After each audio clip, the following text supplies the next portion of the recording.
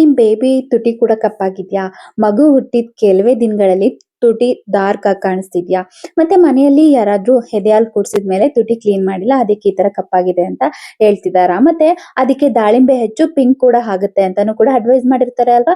ಇದು ಎಲ್ಲಾ new Born ಬೇಬಿಸ್ಗೂ common ಅಂತಾನು ಕೂಡ ಹೇಳಿರ್ತಾರೆ ಅಲ್ವಾ? ನಿಜ ತಾನೆ?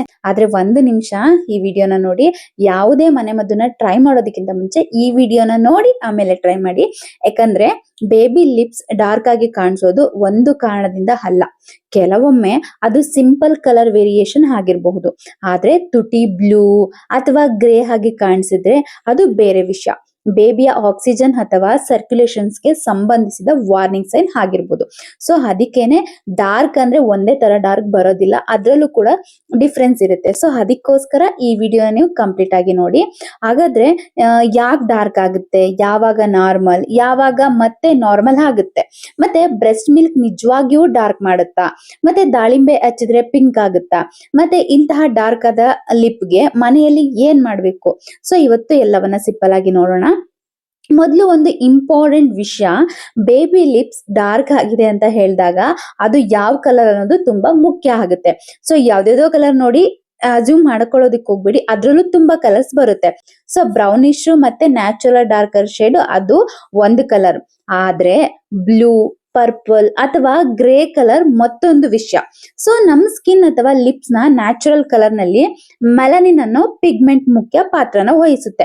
ಇದರಿಂದನೇ ನಮ್ಮ ಕಲರ್ ಕೂಡ ಚೇಂಜ್ ಆಗೋದು. ಹಾಗಾಗಿ baby to baby natural colour ಸ್ವಲ್ಪ ಬದಲಾಗಬಹುದು. ಕೆಲವು ಬೇಬೀಸ್ಗೆ ಲಿಪ್ಸ್ ಸ್ವಲ್ಪ ಡಾರ್ಕರ್ ಶೇಡ್ ನಲ್ಲಿ ಕಾಣಿಸಬಹುದು, ಆದ್ರೆ ಲಿಪ್ಸ್ ಅಲ್ಲಿ ಅಥವಾ ಟಂಗ್ ಬ್ಲೂ, ಪರ್ಪಲ್ ಅಥವಾ ಗ್ರೇ ಆಗಿ ಕಾಣಿಸಿದ್ರೆ ಅದನ್ನ ಕೇವಲ ಪಿಗ್ಮೆಂಟೇಶನ್ ಅಂತ ಅಸ್ಯೂಮ್ ಮಾಡಬಾರ್ದು. ಅಲ್ಲಿ ಬೇಬಿಯ ಬ್ರೀತಿಂಗ್ ಅಂಡ್ ಆಕ್ಸಿಜನೇಷನ್ಸ್ ಬಗ್ಗೆ ಗಮನ ಕೊಡಬೇಕು. ಅದಕ್ಕಾಗಿಯೇ ಕಪ್ಪಾಗಿದೆ ಅನ್ನೋದಕ್ಕಿಂತ ಯಾವ ಕಲರ್ ಅನ್ನೋದು ಇಂಪಾರ್ಟೆಂಟ್ ಆಗುತ್ತೆ. ಹಾಗಾದ್ರೆ ಬ್ರೌನ್ ಅಥವಾ ಡಾರ್ಕ್ ಶೇಡ್ ಯಾಕೆ ಕಾಣಬಹುದು? ಸೊ ಕೆಲವು ಬೇಬೀಸ್ ನಲ್ಲಿ ನ್ಯಾಚುರಲ್ ಪಿಗ್ಮೆಂಟೇಶನ್ಸ್ ಕಾರಣದಿಂದ ಡಾರ್ಕರ್ ಕಲರ್ ಇರಬಹುದು.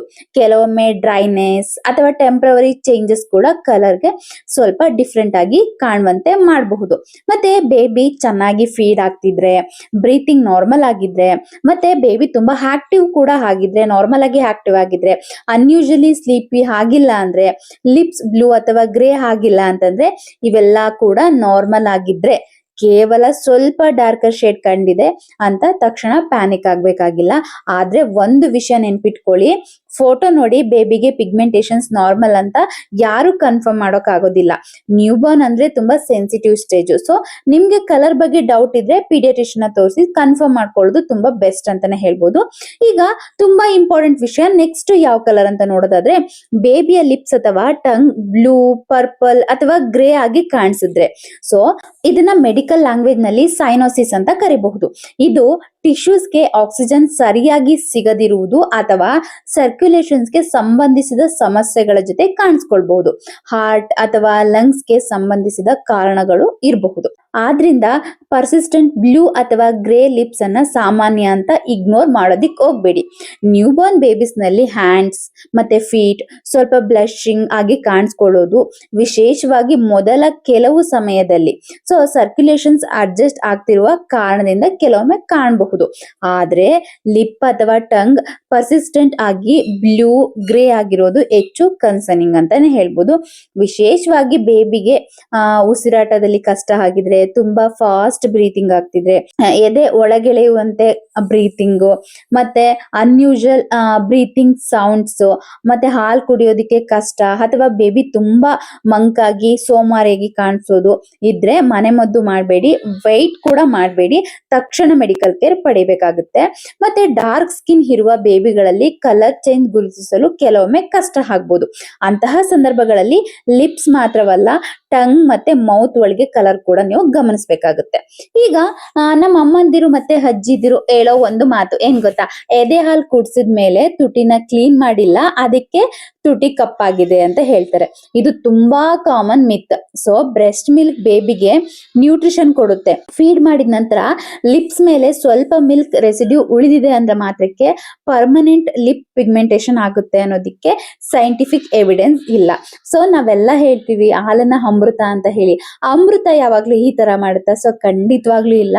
ಹಾಗಾಗಿ ಪ್ರತಿಯೊಂದು ಫೀಡ್ ಆದ್ಮೇಲೆ ಬೇಬಿ ಲಿಪ್ಸ್ ನ ಗಟ್ಟಿಯಾಗಿ ತಿಕ್ಕಿ ಕ್ಲೀನ್ ಮಾಡ್ಬೇಕಾಗಿಲ್ಲ. ಮಿಲ್ಕ್ ರೆಸಿಡ್ಯೂ ಕಾಣಿಸಿದ್ರೆ ಕ್ಲೀನ್ ಮತ್ತೆ ಸಾಫ್ಟ್ ಡ್ಯಾಮ್ ಕ್ಲಾತ್ ನಿಂದ ವೆರಿ ಜೆಂಟಲ್ ಆಗಿ ವೈಪ್ ಮಾಡ್ಬೋದು ಅಷ್ಟೇನೆ. ಸೊ ಇದ್ರಿಂದ ತುಟಿ ಕಪ್ಪಾಗಿದೆ ಅನ್ನೋದಕ್ಕೆ ಯಾವುದೇ ಸಾಕ್ಷಿ ಇಲ್ಲ. ಮತ್ತೆ ಅಷ್ಟೇ ಅಲ್ಲ, ರಬ್ಬಿಂಗ್ ಮಾಡಬೇಡಿ, ಮತ್ತೆ ಸ್ಕ್ರಬ್ಬಿಂಗ್ ಮಾಡಬೇಡಿ, ಮತ್ತೆ ಪೀಲಿಂಗ್ ಕೂಡ ಬೇಡ. ನ್ಯೂ ಬಾರ್ನ್ ಬೇಬಿಯ ಸ್ಕಿನ್ ತುಂಬಾ ಡೆಲಿಕೇಟ್. ಸೊ ಹೆಚ್ಚಾಗಿ ಕ್ಲೀನ್ ಮಾಡೋಕೆ ಹೋಗಿ ಸ್ಕಿನ್ಗೆ ಇರಿಟೇಷನ್ಸ್ ಮಾಡೋದು ಕೂಡ ಬೇಡ. ಮತ್ತೆ ಈಗ ಇನ್ನೊಂದು ವೈರಲ್ ಹೋಮ್ ರೆಮಿಡಿ ಹೇಳ್ತೀನಿ. ದಾಳಿಂಬೆ ಹೂನ ಹಚ್ಚಿದ್ರೆ ಬೇಬಿ ಲಿಪ್ಸ್ ಪಿಂಕ್ ಆಗುತ್ತೆ ಅಂತ ತುಂಬಾ ಜನ ಹೇಳ್ತಾರೆ. ಇದು ಕೂಡ ಸೈಂಟಿಫಿಕಲಿ ಪ್ರೂವನ್ ಟ್ರೀಟ್ಮೆಂಟ್ ಅಲ್ಲ. ನ್ಯೂಬಾರ್ನ್ ಬೇಬಿ ಲಿಪ್ಸ್ಗೆ ದಾಳಿಂಬೆ ಜ್ಯೂಸ್, ಲೆಮನ್ ಆಗಿರ್ಬೋದು, ಮತ್ತೆ ಟೂತ್ ಪೇಸ್ಟ್ ಆಗಿರ್ಬೋದು, ಶುಗರ್ ಸ್ಕ್ರಬ್ ಅಥವಾ ಬೇರೆ ಹೋಮ್ ರೆಮಿಡಿ ಮಿಕ್ಸ್ಚರ್ ಹಾಕುವ ಅಗತ್ಯ ಇಲ್ಲ. ಇವು ಇರಿಟೇಷನ್ಸ್ ನ ಮಾಡಬಹುದು. ಮತ್ತೆ ಸ್ಕ್ರಬ್ ಮಾಡಿದ್ರೆ ಡೆಲಿಕೇಟ್ ಸ್ಕಿನ್ ಬ್ಯಾರಿಯರ್ ಡ್ಯಾಮೇಜ್ ಕೂಡ ಆಗ್ಬೋದು. ಸೊ ಹಾಗಾಗಿ ಹನಿ ಬಗ್ಗೆ ಕೂಡ ತುಂಬಾ ಕೇರ್ಫುಲ್ ಆಗಿರ್ಬೇಕು. 1 ವರ್ಷದೊಳಗಿನ ಬೇಬಿಗೆ ಹನಿ ಓರಲ್ ಆಗಿ ಕೊಡಬಾರ್ದು. ಸೊ ಇನ್ಫ್ಯಾಂಟ್ ಬಾಟಲಿಸಮ್ ನ ರಿಸ್ಕ್ ಇರೋದ್ರಿಂದ ಹಾಗಾಗಿ ಬೇಬಿ ಲಿಪ್ಸ್ ಪಿಂಕ್ ಮಾಡೋಕೆ ಹೋಮ್ ರೆಮಿಡೀಸ್ ನ ಪ್ರಯೋಗ ಮಾಡಬೇಡಿ. ಮತ್ತೆ ನಮ್ಮ ಗೋಲ್ ಪಿಂಕ್ ಲಿಪ್ಸ್ ಅಲ್ಲ, ನಮ್ ಗೋಲ್ ಹೆಲ್ತಿ ಬೇಬಿ ಆಗಿರ್ಬೇಕು. ಹಾಗಾದ್ರೆ ಈಗ main questions, baby lips dark ಆಗಿದೆ, ಸೊ ಮನೆಯಲ್ಲಿ ನಾವು ಏನ್ ಮಾಡ್ಬೇಕು? ಸೊ ಮೊದಲನೇದು, ಯಾವುದೇ ಸ್ಕ್ರಬ್ ಅಥವಾ ಹೋಮ್ ರೆಮಿಡಿ ಮಾಡಬೇಡಿ. ಎರಡನೇದು, ಫೀಡ್ ಮಾಡಿದ್ಮೇಲೆ ಮಿಲ್ಕ್ ರೆಸಿಡ್ಯೂ ಇದ್ರೆ ಕ್ಲೀನ್ ಮತ್ತೆ ಸಾಫ್ಟ್ ಮತ್ತೆ ಡಂಪ್ ಕ್ಲಾತ್ ನಿಂದ ತುಂಬಾ ಜೆಂಟಲ್ ವೈಪ್ ಮಾಡಬಹುದು. ಮೂರನೇದು, ಬೇಬಿ ಚೆನ್ನಾಗಿ ಫೀಡ್ ಆಗ್ತಿದ್ಯಾ, ಬ್ರೀತಿಂಗ್ ನಾರ್ಮಲ್ ಇದೆಯಾ, ಆಕ್ಟಿವ್ ಆಗಿದ್ಯಾ ಅನ್ನೋದನ್ನ ಅಬ್ಸರ್ವ್ ಮಾಡ್ಬೇಕಾಗುತ್ತೆ. ನಾಲ್ಕನೇದು, ಬೇಬಿ ಲಿಪ್ಸ್ ಡ್ರೈ ಆಗಿದೆ ಅಥವಾ ಕಲರ್ ಚೇಂಜ್ ಬಗ್ಗೆ ಕನ್ಸರ್ನ್ ಇದೆ ಅಂದ್ರೆ ನ್ಯೂಬಾರ್ನ್ಗೆ ಸ್ವಂತ ಲಿಪ್ ಬಾಮ್ ಆಯಿಲ್ ಅಥವಾ ಕ್ರೀಮ್ ಹಾಕೋದಕ್ಕಿಂತ ಪೀಡಿಯಾಟ್ರಿಷಿಯನ್ ಕೇಳೋದು ತುಂಬಾ ಒಳ್ಳೇದು. ಮತ್ತೆ ಮುಖ್ಯವಾಗಿ ಬ್ರೌನ್ ಡಾರ್ಕ್ ಕಲರ್ ಇದೆ ಅಂತ ಪಿಂಕ್ ಮಾಡೋಕೆ ಪ್ರಯತ್ನ ಮಾಡಬೇಡಿ. ಬೇಬಿಯ natural colour baby to baby ಬದಲಾಗಬಹುದು. ಮತ್ತೆ ಈಗ ಎಲ್ಲರಿಗೂ ಇರುವ ಡೌಟ್, ಇದು ಯಾವಾಗ ಹೋಗುತ್ತೆ? ಇದಕ್ಕೆ ಒಂದು ಫಿಕ್ಸ್ಡ್ ನಂಬರ್ ಆಫ್ ಡೇಸ್ ಹೇಳಲು ಆಗೋದಿಲ್ಲ. ಯಾಕಂದ್ರೆ ಕಲರ್ ಚೇಂಜ್ಗೆ ಕಾರಣ ಯಾವುದು ಅನ್ನೋದ್ರ ಮೇಲೆ ಅದು ಡಿಪೆಂಡ್ ಆಗುತ್ತೆ. ಟೆಂಪ್ರವರಿ ಚೇಂಜ್ ಅಥವಾ ಡ್ರೈನೆಸ್ ಇದ್ರೆ ಇಂಪ್ರೂವ್ ಆಗಬಹುದು. ನ್ಯಾಚುರಲ್ ಪಿಗ್ಮೆಂಟೇಶನ್ಸ್ ಆಗಿದ್ರೆ ಬೇಬಿಗೆ ಡಾರ್ಕರ್ ಶೇಡ್ ಇರೋದು ಸಹಜ ಆಗಿರ್ಬೋದು. ಅದಕ್ಕೆ ಇಷ್ಟು ದಿನಗಳಲ್ಲಿ ಪಿಂಕ್ ಆಗ್ಲೇಬೇಕು ಅನ್ನೋ ರೂಲ್ ಇಲ್ಲ. ಆದ್ರೆ ಬ್ಲೂ ಅಥವಾ ಗ್ರೇ ಲಿಪ್ಸ್, ಟಂಗ್ ನಲ್ಲಿ ಏನಾದ್ರೂ ಕಲರ್ ಚೇಂಜ್ ಆಗಿದ್ರೆ ಅದು ತಾನಾಗೆ ಹೋಗುತ್ತೆ ಅಂತ ವೇಟ್ ಮಾಡಬೇಡಿ. ಅಂತಹ ಸಂದರ್ಭದಲ್ಲಿ ಡಾಕ್ಟರ್ ಅಸೆಸ್ಮೆಂಟ್ ಬೇಕಾದ ಸಿಚುವೇಶನ್ ಆಗಿರ್ಬೋದಾಗಿರುತ್ತೆ. ಮತ್ತೆ ಈ ಪಾರ್ಟ್ ಮಾತ್ರ ಅಲ್ಲ, ಪೇರೆಂಟ್ಸ್ ನೆನ್ಪಿಟ್ಕೊಳ್ಳಿ, ಬೇಬಿಯ ಲಿಪ್ಸ್ ಅಥವಾ ಟಂಗ್ ಬ್ಲೂ ಗ್ರೇ ಹಾಗೆ ಕಾಣಿಸಿ ಜೊತೆಗೆ ಉಸಿರಾಟ ತೊಂದರೆ ಆಗಿರ್ಬೋದು, ಫಾಸ್ಟ್ ಅಥವಾ ಅನ್ಯೂಶಲ್ ಬ್ರೀತಿಂಗ್, ಎದೆಯೊಳಗೆ ಎಳೆಯೋದು, ಮತ್ತೆ ಹಾಲು ಕುಡಿಯದೆ ಇರೋದು, ಅಥವಾ ಬೇಬಿ ತುಂಬಾ ಸ್ಲೀಪಿ ಮತ್ತೆ ವೀಕ್ ಅಥವಾ ಒಂಥರ ಸೋಮಾರಿಯಾಗಿ ಕಾಣಿಸೋದು ಇದ್ರೆ ತಕ್ಷಣ ಮೆಡಿಕಲ್ ಅಟೆನ್ಷನ್ ಪಡೆಯಿರಿ.